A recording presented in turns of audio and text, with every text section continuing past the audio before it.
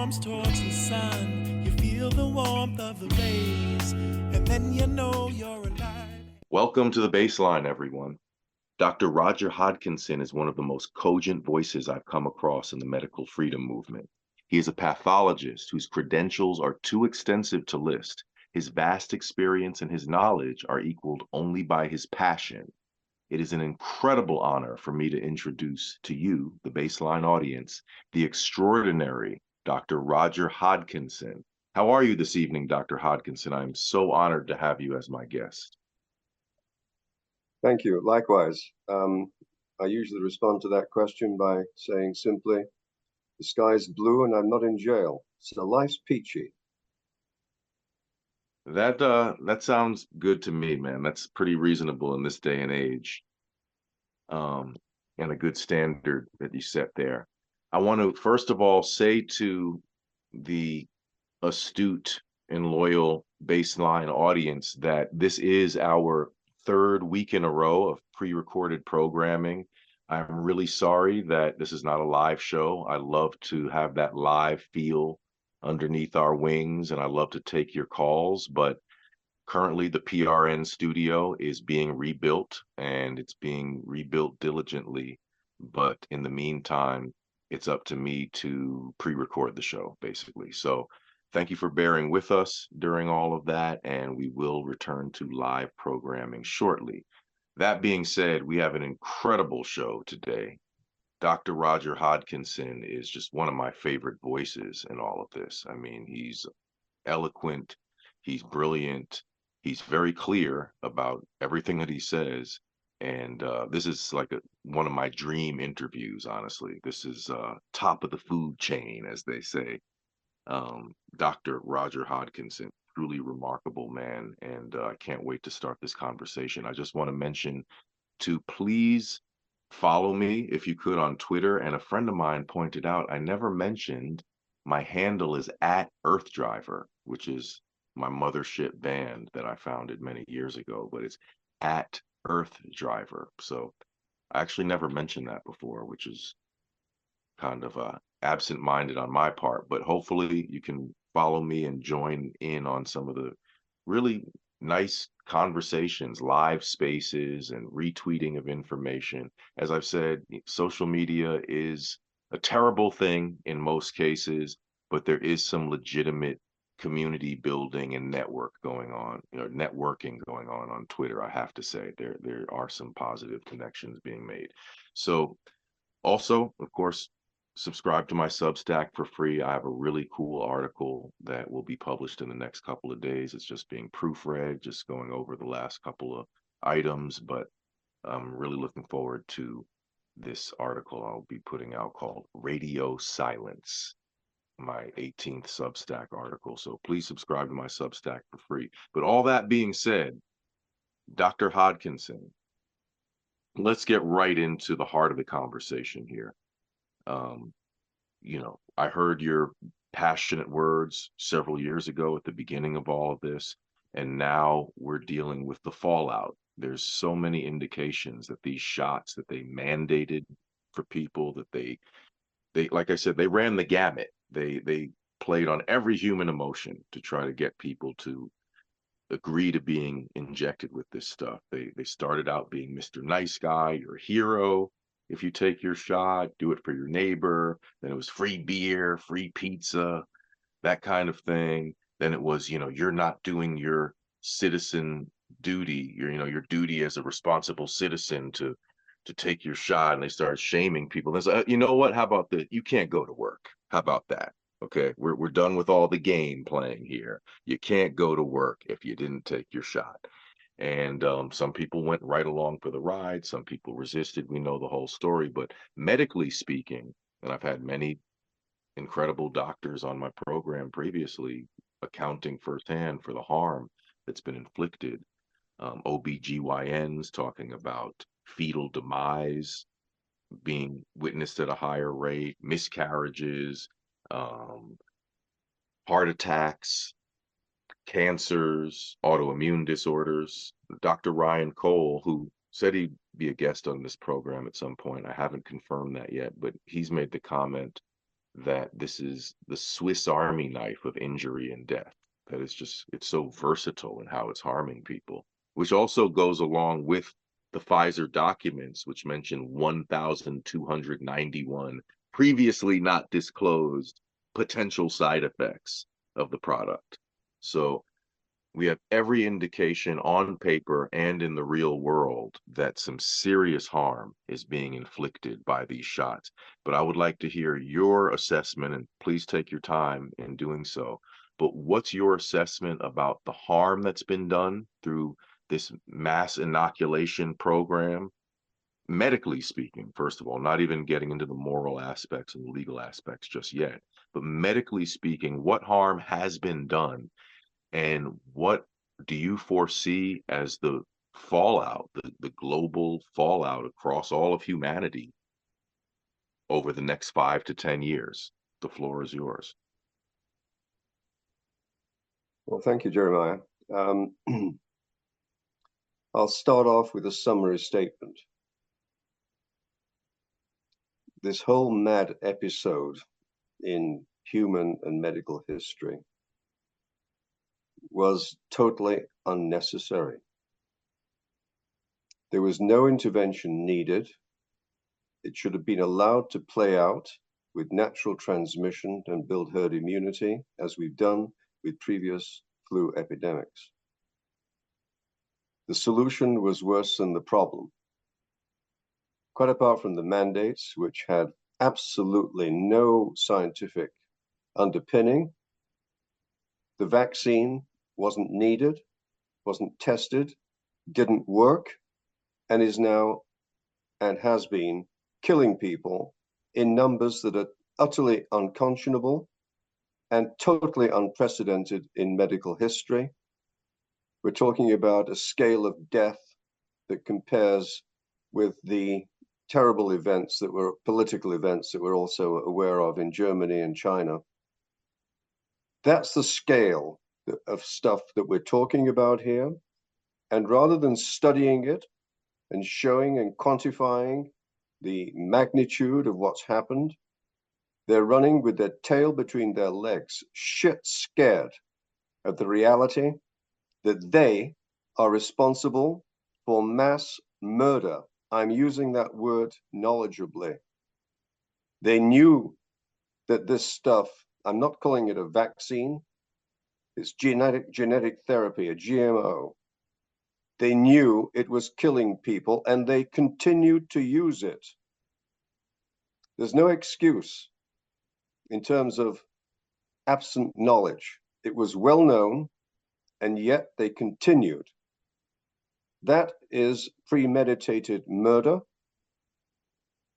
And at Nuremberg, we dealt with that by hanging, which should be reintroduced as a deterrent for this ever happening again. The idiocrats basically snowed the politicians who put into action a very orchestrated campaign of fear. That's not exactly what governments are supposed to do. So that's my opening statement.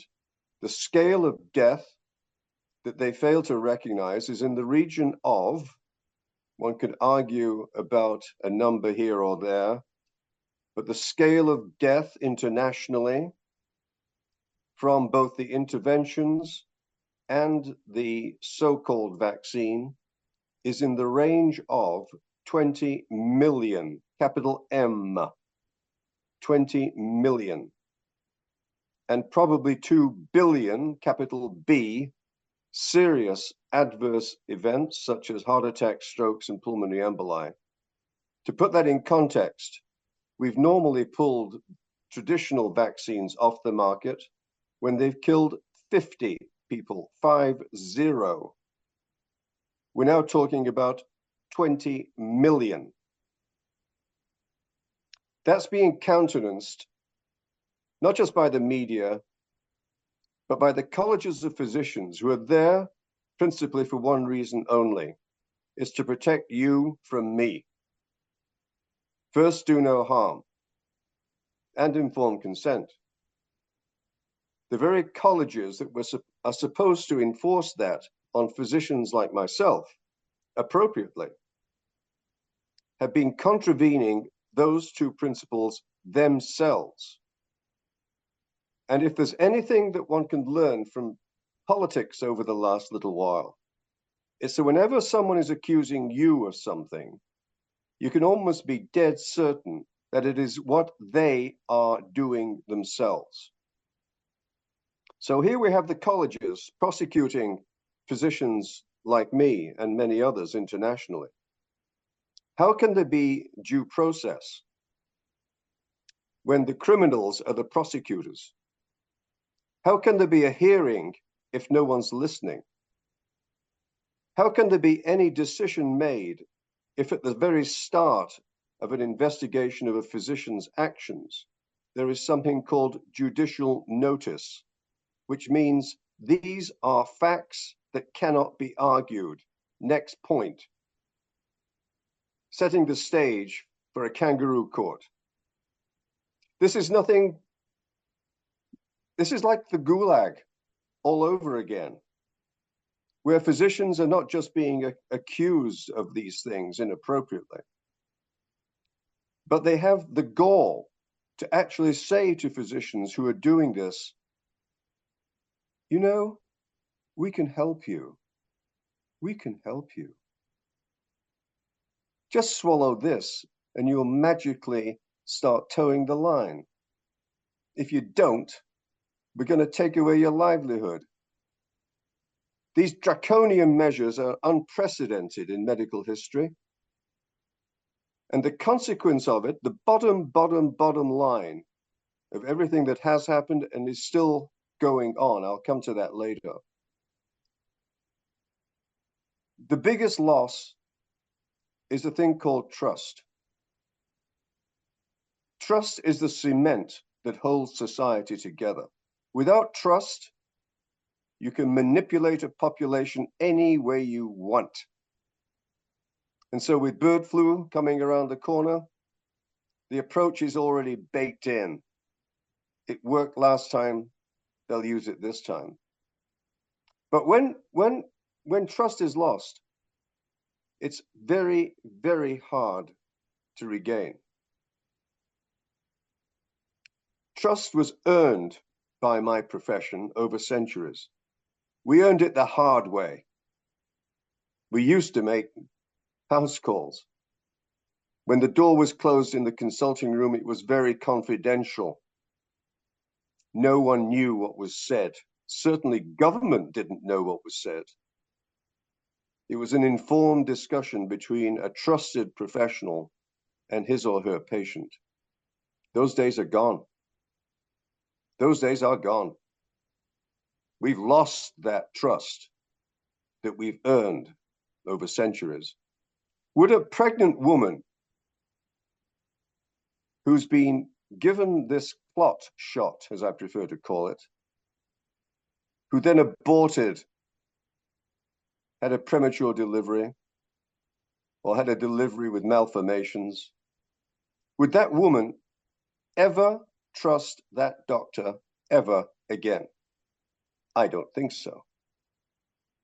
It's a catastrophic consequence for the profession, but also, if I may put a positive spin on what's happened over the last few years, and I'm not trying to be disrespectful here. Prior to COVID, we all trusted the institutions, medicine, the church, politics, the media. We all trusted the institutions. We never thought twice about it. We'd form our own judgment on what they're saying. But we assumed that they were not trying to inject fear or misinformation. But just look at what's happened. The church didn't stand up. What did Jesus do? By the way, I'm an agnostic, but I was trained in religion by the Methodist Church, got all kinds of prizes at Sunday school, and I'm familiar with the Bible. What did Jesus do? He went into the temple and he turned over the tables, didn't he? He was fearless. He didn't cave. He put everything on the line. The church leaders of the organized church were doing one thing. They were peeing behind their pulpits. They were so scared of the church hierarchy. What about the media? Bought and paid for. Why? Well, you just have to look at commercial television. It's loaded with advertisements from Big Pharma, the major advertiser. You don't bite the hand that feeds you. Big Pharma dictated content. And that was a very successful way of prolonging the fear. And the politicians can't claim ignorance despite how they were pitched by the idiocrats.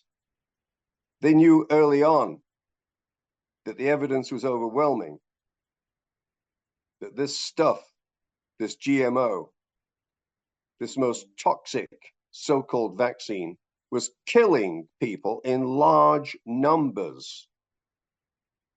When a few years ago, when the vaccines were just being rolled out, I was doing a lot of rallies.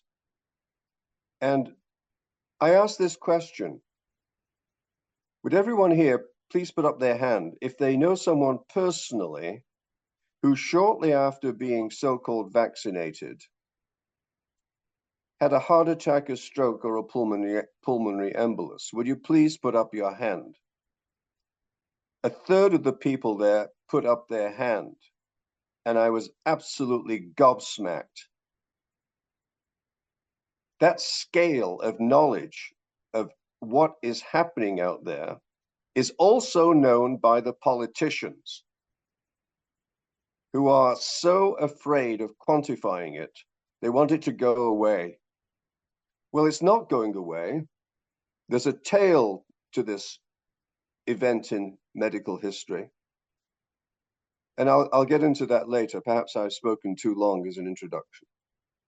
Oh no, I don't think so. I mean, wow, I'm totally blown away as always. I've always been extremely impressed by your commentary and your insights and your remarks. And it's once again, I'm you know, like I said, I'm so thrilled to have you as a guest because you're very compelling and you're very clear. And I think it's so important that more people hear you, frankly. A few comments come to mind before I ask you a question, which is sort of connected with the first question I asked you. But I feel compelled to share with the audience the general idea behind my next Substack article, because it relates to what you were saying in terms of the 20 million dead estimate, which of course we can only estimate how much damage has been done.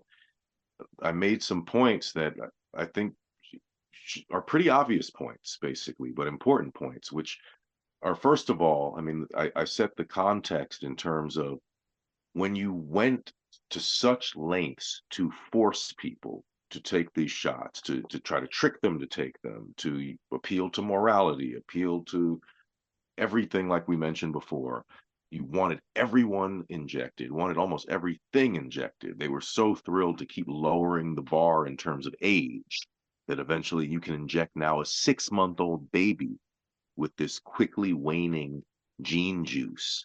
And, you know, unfortunately not quickly waning in terms of the side effects, but quickly waning even by their own account in terms of whatever protection it supposedly provides. You know, we weren't told we would require ongoing boosters at first. Another thing that I find amazing, people aren't more offended by that. You know, you said, I take this shot, I get on board with the new shot, I'm going to be protected. Oh, now it's ongoing boosters. He didn't mention that at first. But back to what I was saying is just simply the fact of you cannot be objective when you've been totally driven in what's, at the very least you would describe as a commercial enterprise. I mean, never mind all sorts of other nefarious things that might be associated with this. You had a one-track mind. It's like you wanted me to watch the Super Bowl and you were promoting the vaccine Super Bowl, basically. Are you going to frankly turn around and be objective? No, I don't think realistically that's going to happen. You're not going to be careful and objective after being completely reckless in the first place. But furthermore, I get into basically four categories of people who are going to necessarily muddy the waters in terms of us being able to determine how much harm has been inflicted. Group number one, people with pre-existing conditions. So many people who had diabetes, what have you, maybe they had lupus, maybe they had hypertension, whatever, they die shortly after their injection, and then it gets swept under the rug of their pre-existing condition. Oh, they had diabetes, that's too bad. No, they got injected with the killer vaccine and then they died. Not they had diabetes. They were managing their diabetes. They were living with a good quality of life or whatever. So that's group number one, are the uh, pre-existing condition people. Group number two, anyone over 60, and more so anyone over 70. You never know when you're going to go. Someone dies suddenly. It was, oh, you never know when you're going to go. No, they're a vaccine death that's unrecorded. We just said, oh, they mysteriously died in their sleep. Well, they were at a party socializing the night before, this whole died suddenly phenomenon, right? Group number three, people who took their shots and then are continually contracting quote unquote COVID. And they took their shot and then they're told, oh, you caught COVID, you got unlucky, but at least you took your symptom reducing vaccine. No, I didn't necessarily catch something. These are the symptoms of the vaccine. Or this is my depleted immune system thanks to the vaccine. The vaccine injured individual right there who thinks they just got unlucky and they've caught COVID 3 times since their vaccine. And what was group number four? Um, I can't remember offhand, but that's the point. Please read the article when it comes out, which will be in a couple of days. But the point is, all of these people will just be swept under the rug, basically. And it's massive numbers of people that will never get recorded and never be entered into the database as vaccine injuries or vaccine death. And of course, the most obvious thing in terms of why deaths particularly get unreported or underreported are because once you uh, once you die, you can't report, right? Like a dead person can't enter a report. So that's a basic feature as to underreporting. I mean, never mind the underreporting factor, and I'm sorry to go on and on here, but I do have to make one last point, which was a really good point by my previous guest, John Baudouin, author of The Real CDC. We all know, first of all, he was basically arguing that underreporting, the underreporting argument is not a good argument and that it's a digression, basically, because we shouldn't really be quibbling about underreporting insofar as it's not supposed to be an exact data system. It's an alarm system. And a major crime was committed when the alarm absolutely went off early on and they ignored the safety signals. So I can't say that's the first big interval. No, I mean, it starts before that, but that's a major interval in the crime that's been committed, I would say. But my next question to you, Dr. Hodkinson, and it relates to the first question, but the first question is, like I said, across humanity, big picture, in terms of the individual who has received these shots.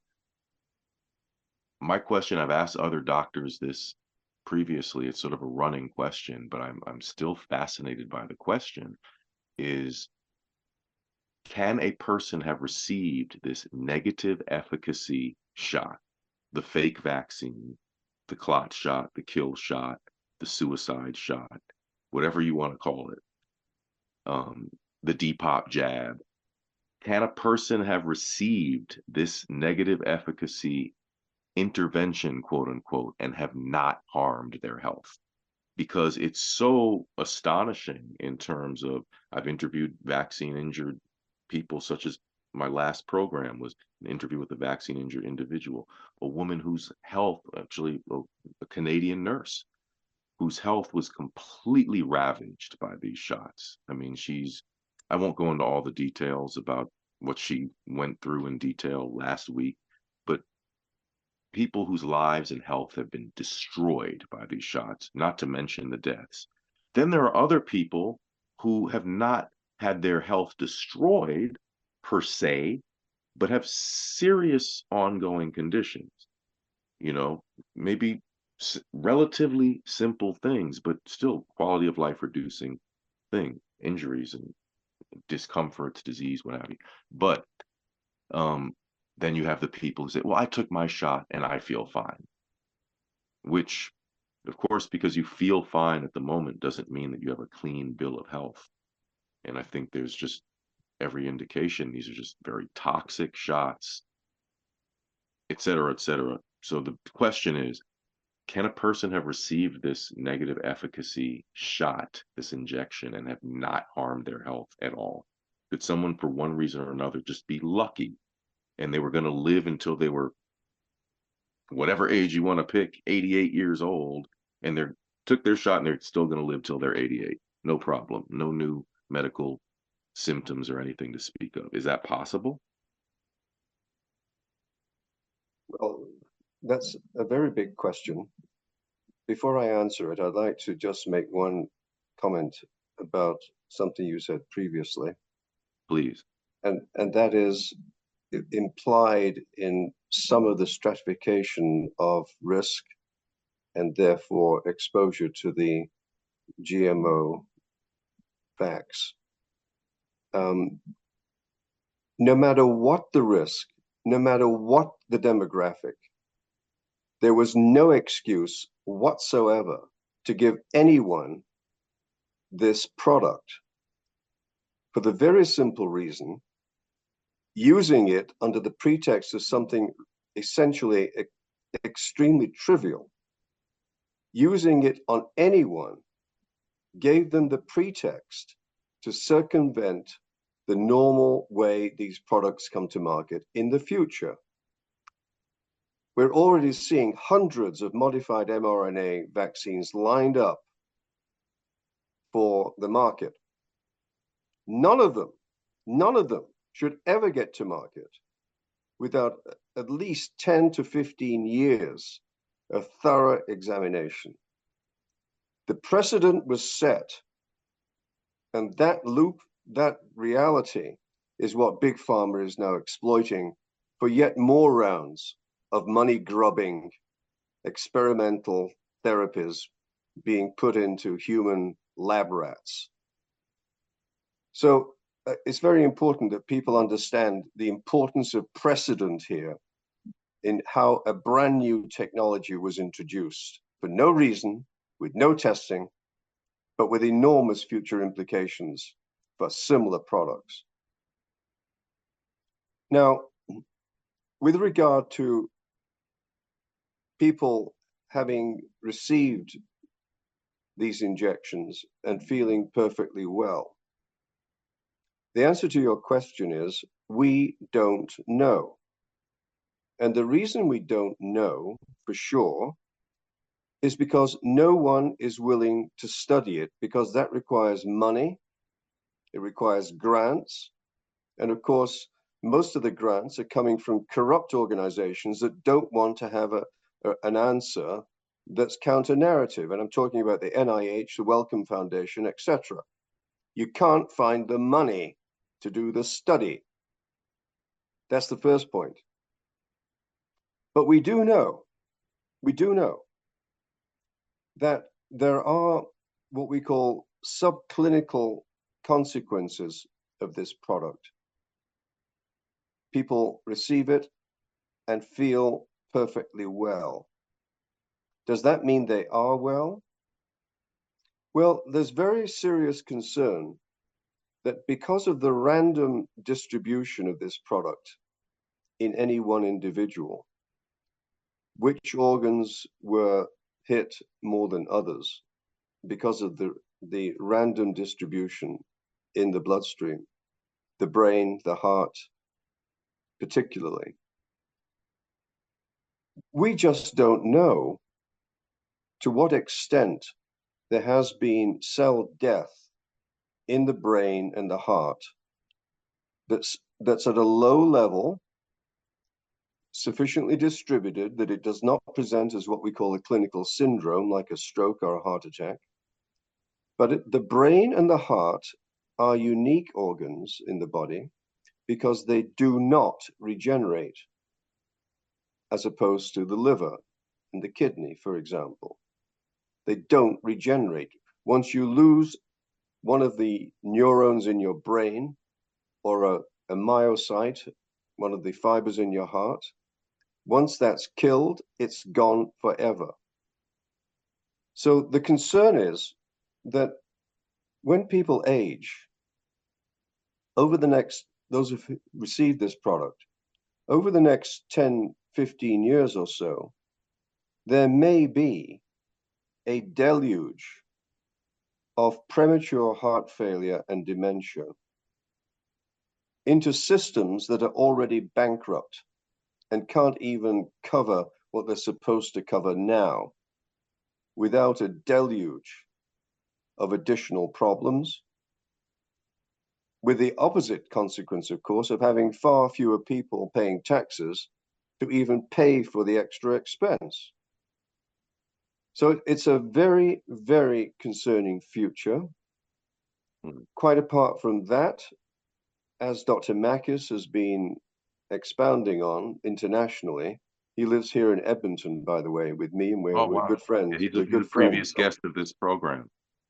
Yes, well, you've heard Dr. Makis talk about turbo cancers and Absolutely. the serious, serious concern, and he's not alone, but there are very few oncologists prepared to stand up. People like Professor Dalgleish in London, England, for example. Impeccable credentials, both of them.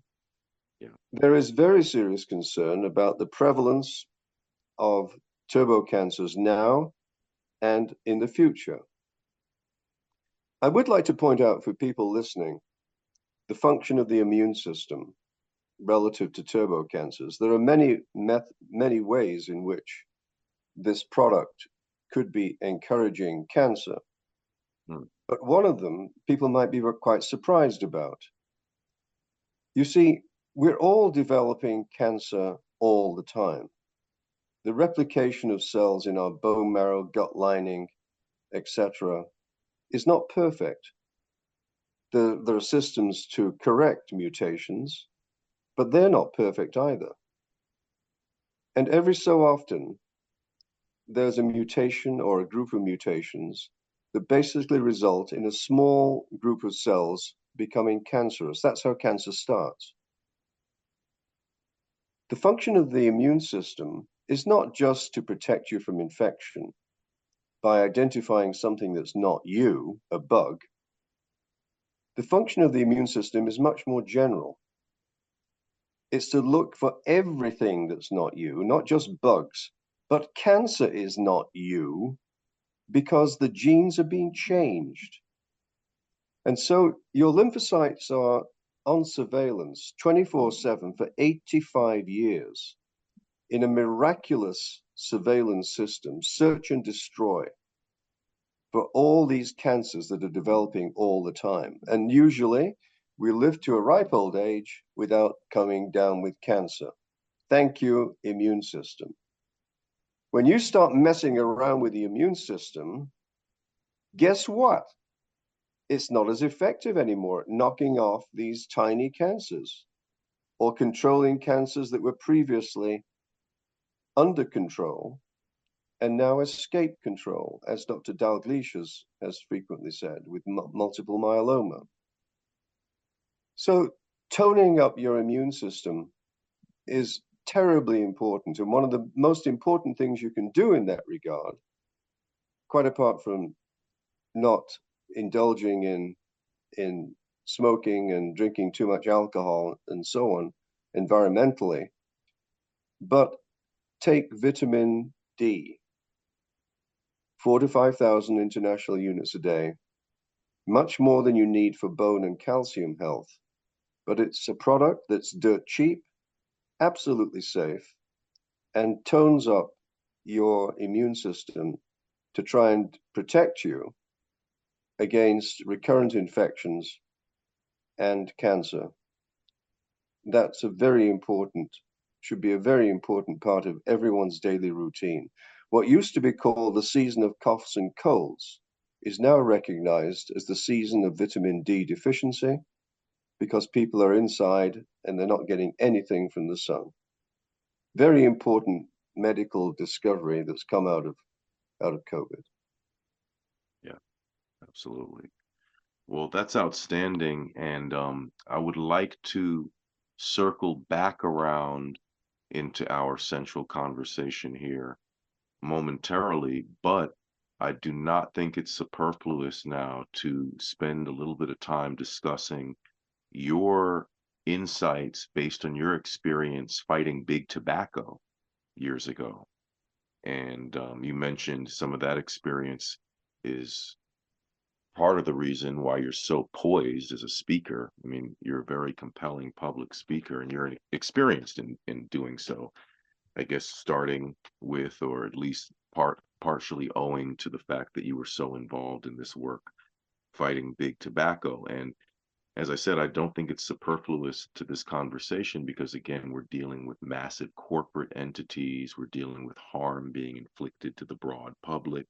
Of course, the difference is, first of all, no one was mandated to smoke cigarettes to go to work or to be able to go to a restaurant or watch a movie. So it's a little bit more extreme, even what happened here by far. But there are certain lessons to be learned and there are certain parallels and there's a sort of overlap. So if you don't mind, please take a moment to describe some of your experiences in that struggle and some of the overlap or the lessons to be learned that we can apply to this case. Well, the similarities are substantial. It was all propaganda, smart marketing, lies, and repeated over and over and over again. Look, I don't wish to give the impression for anyone listening that I'm some social justice nutcase. I happen to be a pathologist. I saw in my career the consequences of smoking, the autopsies, the coronary artery disease, the cancers. And it was so obvious what was going on, but no one was talking about it. The medical associations weren't talking about it. The ministers of health weren't talking about it. Everyone was comfortable with big tobacco encouraging children to start smoking and gotcha for the rest of their lives. Everyone was comfortable with that. Well, I wasn't. And so I was the first physician in Western Canada and one of only two in Canada. There were others in the States to speak up about this publicly and tell people about the dangers, not just of smoking itself, but of secondhand smoke. And that was a very, in my role as honorary chairman of Action on Smoking and Health, we were doing, it wasn't just me, we were doing substantial things in the areas of education, taxation, labeling, making the public aware of the dangers of secondhand smoke, and so on. For example, I ran a study just to show people that secondhand smoke was being absorbed and excreted. We worked with the women's rowing team at the University of Alberta who had to earn money by running bingos. And so we checked their urine before they ran the bingo, and we checked their urine after they ran the bingo. And if I could make a pun here, bingo, guess what we saw in their urine afterwards? The metabolic byproduct of nicotine. It's called cotinine. Here was incontrovertible evidence that you can't just smell this stuff and be pissed off in a restaurant and on a plane, but it's actually getting into your body as a marker chemical of the carcinogens that go along with it that are much harder to identify. So we were able to demonstrate that in many other studies as well. But in the course of that entire phase in my life, that was the school of hard knocks in terms of the media. I had no training whatsoever, but I got used to having a microphone stuffed in front of my face and being asked to speak now. And I think that's what I'm drawing on with the COVID experience. Taking on big tobacco and taking on big pharma, that's fucking big stuff. That's fucking big stuff. And life's too short, especially as a professional, not to react to things that are big stuff. Yeah. There's about 500,000 Americans being killed every year from tobacco. Cumulatively, there'd be many more Americans killed by tobacco than ever were by even the COVID so-called vaccine. So anyway, that's how I earned my spurs. I'm very proud of that contribution to public health, doing things that the obvious actors refuse to do, being a ginger group to encourage change politically. But I also learned, because of that something can be so screamingly obvious medically that the idiocrats move like molasses. And you have to be more than patient in order to see progress. It's all a matter of compromise and negotiation and all that bullshit when there's a screaming problem to be solved.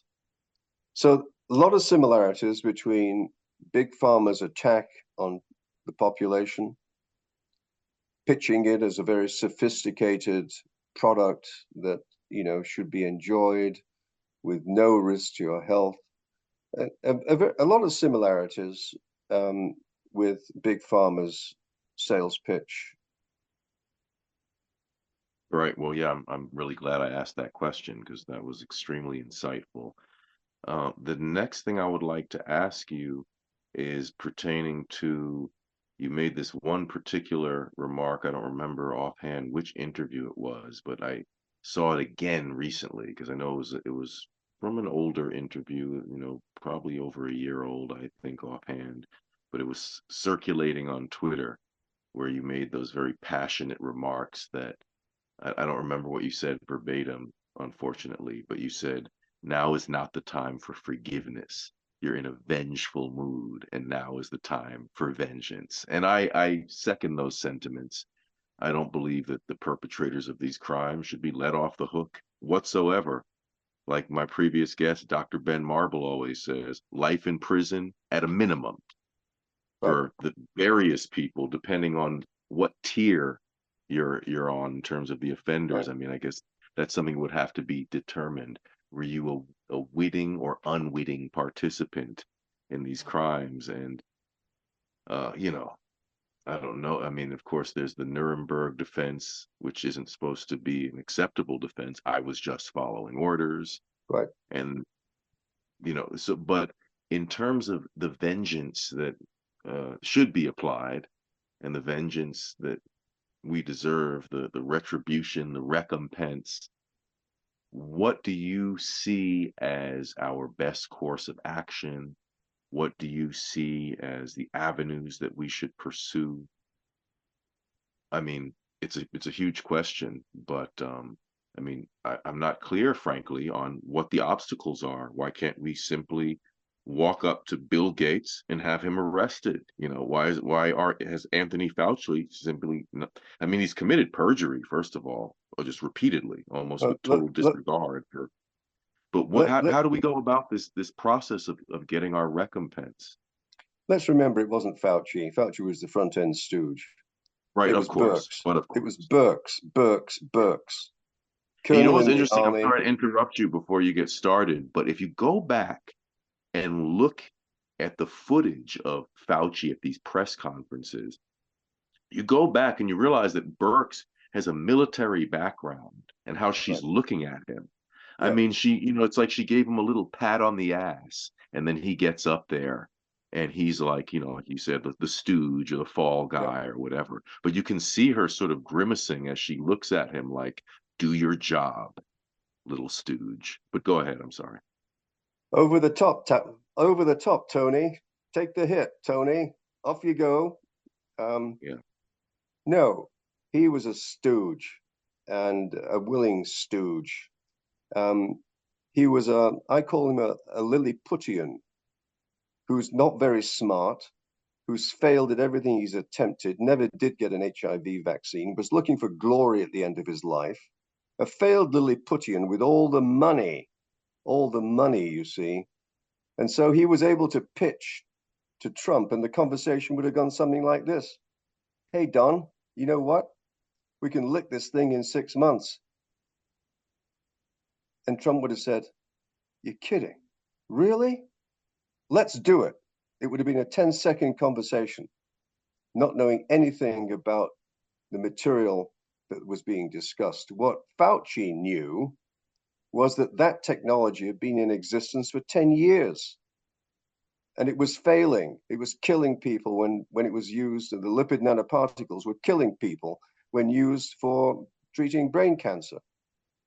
And what he knew was that all that had to be done was to package the nanoparticles, the lipid nanoparticles, with the mRNA that was intended to be the agent for theoretically protecting people.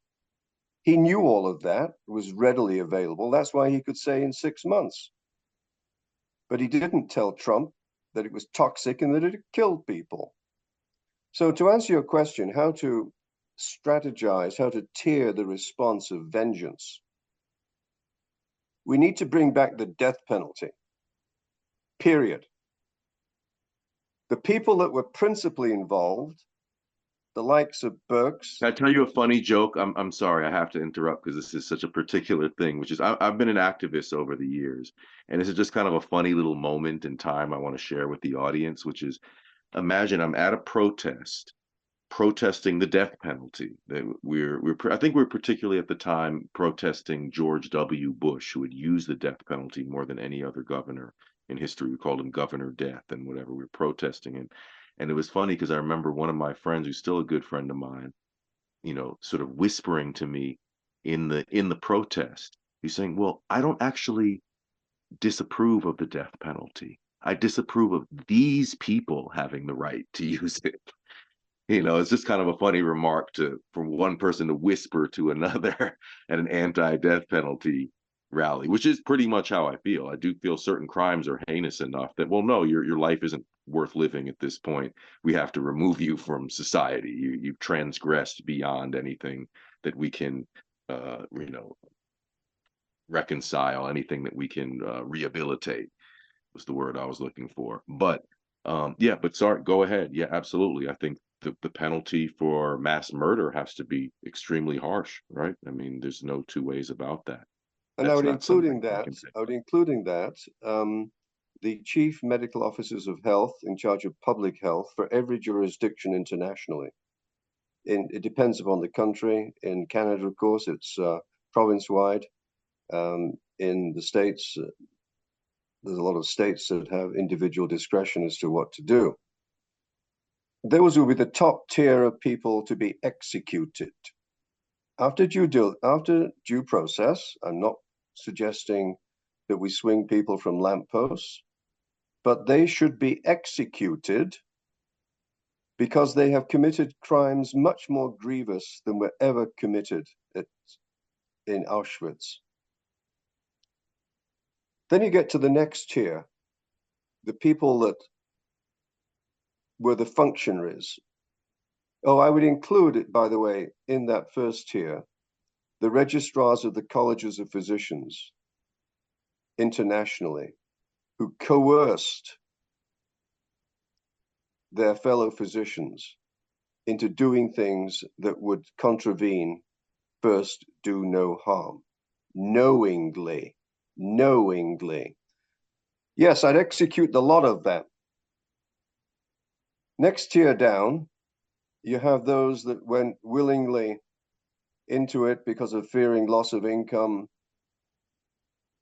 pure ignorance for some, although that was a minority, I believe. I'm talking about the bulk of physicians here. Obviously, we can't eliminate all physicians. Healthcare would deteriorate terribly. We can't do that. They need to be allowed to continue to practice. But they need to be punished in a material way. And the best way to punish them would be financially. Serious, punitive financial consequences for every physician that was pushing the vax, as I prefer to call it, and getting paid for each one that they did. Money grubbers, killing their patients. But some of which were stupid enough to take it themselves, right?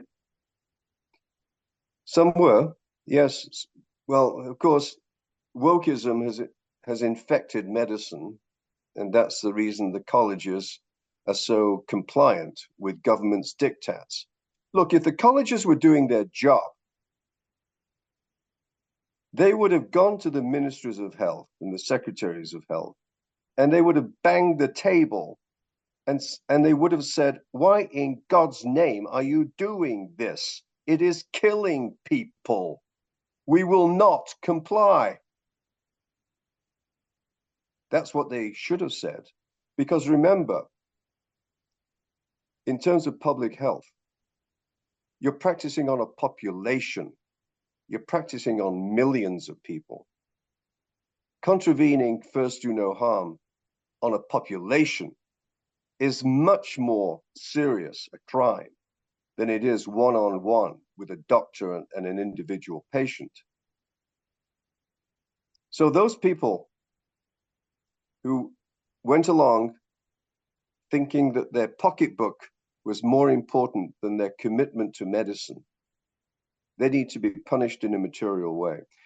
You see, in my generation, when you went into medicine, it wasn't to get the title, the status, the money. None of that. Most of us went into medicine in my time because we wanted to help people get well. You know, it was a duty. We got up at 3 o'clock in the morning. We did house calls. You know, we cleaned out a belly full of shit from a gunshot wound at 4 o'clock in the morning. That was what we did. We didn't expect any special recognition for it. But it's changed. Medicine is now all about money, maintaining income. And when the colleges rattled their saber and said, obey or else, they caved. Remember, the colleges were very clever. The colleges didn't say, do this or you will lose your license. The colleges are now saying, oh, you misunderstood. They were just recommendations. Just recommendations. You know, you could have said no, couldn't you? Yeah. Like hell you could. I despise those people with a visceral passion. Yeah, I feel your passion and I concur with it. You remind me of a previous guest of mine, Dr. Andrew Zhivzhets, who's a pioneer in terms of being the only doctor to take on the monstrosity of gender affirming care, quote unquote, for minors. He's the only doctor or the first doctor to take that to a major court case.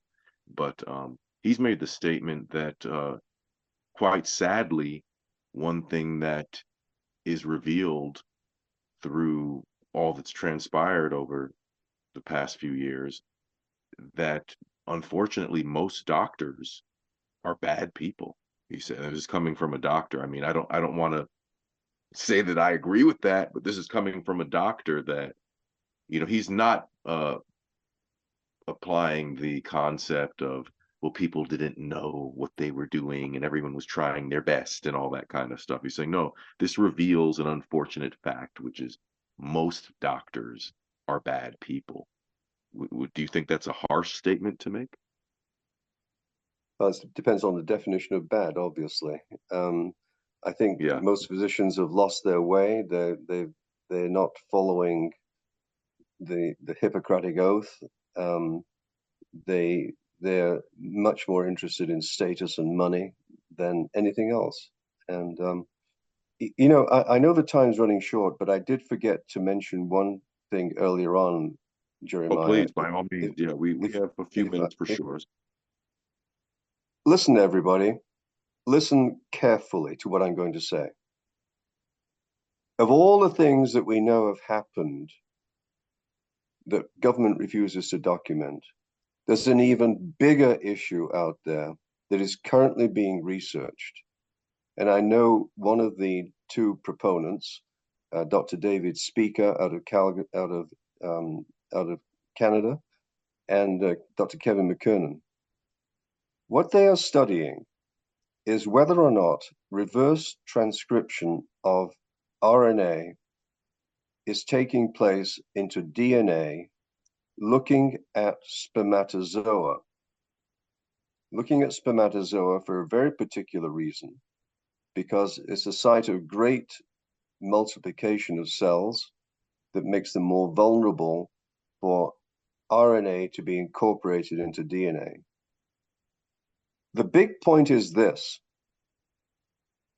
if they can succeed in showing that to be the case, and we do know it's been demonstrated in a petri dish at MIT, we do know that in malignant liver cells, we know it's been shown in a petri dish, but is it occurring in vivo? Mhm. And by the way, a little side comment, from an evolutionary perspective, we do know that this has happened repeatedly over our evolution, because 8% of our genome is viral in origin. It's got inserted into our genome and passed on from generation to generation. But the big point about this research is, for the very first time, if that's shown to be the case, there is the possibility of a transgenerational change in the human genome because of the money-grubbing fuckers running big pharma. Mhm. Yeah, Now, if that research, if that's the net result, it's a Nobel Prize instantly. yeah. The only offset is that if you introduce a mutation into spermatozoa, it may interfere with the function of the spermatozoa, and they may not be as capable of fertilizing an ovum. That would remain to be seen over a period of time, obviously. Yeah. But anyway, I just wanted to close on making people aware of this research that's currently going on. It will be probably complete in about 6 months. And Okay. if that is shown to be the case, it will be an absolutely shattering discovery. Yeah. I mean, Transgenerational change of humanity. yeah. Yeah. I discussed this recently with Dr. Jessica Rose, actually, who kindly was the person who gave me your email address. So thanks to Jessica Rose for this interview as well. But yeah, I mean, it's like a horror movie, and we're slowly approaching the haunted house, and we don't know what's going to be inside when we open the door. That's where we're slowly walking to see the full horror of what we have done through these reckless actions. I mean, it's really disconcerting. I mean, it changes my concept of the human race. I mean, aside from, well, maybe our genetics are also changed, unfortunately, to go along with that. But Well, it goes against what I thought, we, as dumb as we are in general, as individuals and as a species, I thought we just wanted to survive. And so much well, of this stuff was just so counter evolutionary, it seemed. I'm puzzled as to how, I'm so naive. I thought that the crime was going to be that they were going to let people take this stuff. But the idea of mandating it, and you know, that supposedly more than 50% of the entire human race has been injected with at least one of these shots. It goes against what I previously understood as sort of the basic survival instincts of the human animal. I would say to that wonderful mutation that enabled us to speak and think better is going to be our undoing. We're too cocky for our own good. Yeah. Just because we can do something doesn't mean to say we should be allowed to do it. And I'm thinking here of gain of function research, which should stop Right. everywhere internationally. It's a potential existential threat.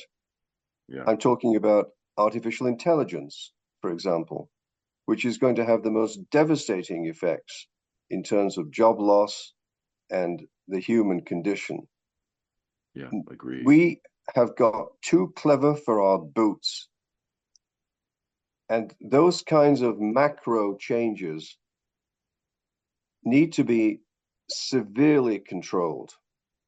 Yeah, without allowing private industry to just do what it wants. Yeah, Isn't it interesting, Jeremiah, that we can send guys to the moon, we can devise artificial intelligence, but we haven't a friggin' clue how we got there. We don't know what's going on up here. Yeah. And when it comes to survival instincts, we're less intelligent than a cockroach. Well, Dr. Hodkinson, it's been such an incredible honor to have you on the program. I look forward to speaking with you again at some point. Please keep fighting the good fight where you are in Alberta, and please, by all means, keep me posted with any of your efforts, anything I could possibly do to spread the word, or anything I can possibly do to support any of your efforts. Always keep me posted. I didn't see the exact time that we started, so I think we're in terms of the little retake, we had to do a little quick retake on our Zoom production of this show. But I guess in closing, I think we have a minute or so. In closing, could you just give us some utopian words in terms of what kind of healthcare system could we devise if we weren't such fools, basically? What kind of incredible healthcare system could we create if the human race wasn't Start off by trashing the FDA and the CDC. Most drugs are poisons. Yeah. No vaccines have had clinical trials of Right. significance. We need to burn those institutions down to the studs, recreate them along rigorous scientific lines so that trust in medicine and pharmaceutical products returns. Oh, We that's also need to phenomenal. burn the colleges down to the studs and have physicians now run their own professional lives. The definition of a professional is someone who manages his own professional decisions. He does not, underlined in neon, have someone looking over his shoulder 24/7. He or she does that. With those two actions, there is hope for medicine. Wow. Well, that's an incredible way to end this program. Very profound words, Dr. Hodkinson. So thrilled to have you as my guest. And again, keep up all the great work. You're an inspiration, and your clarion call is as clear as can be, as far as I'm concerned. One of the clearest voices in this movement for sanity. Thank you. My pleasure. Thank you so much.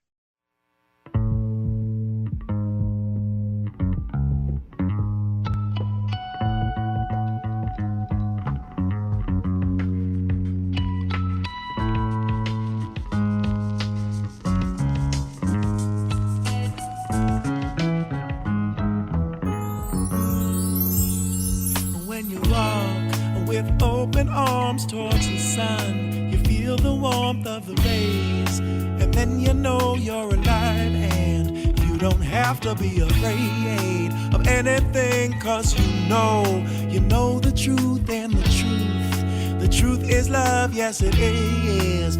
Wasn't what they said to you, or anything that you learn from a book or from the news. It's not like that, cause it's a thing. It is something that you do. Doop doop doop a doo. Doop doop doop a doo. Doop doop doop a doo. Dib on baby did alone. Doop doop doop a doo. Doop doop doop a doo. Doop doop doop a doo. Dib on baby did love's the highest truth. Nothing could be higher than love, my friend. Love's the deepest truth.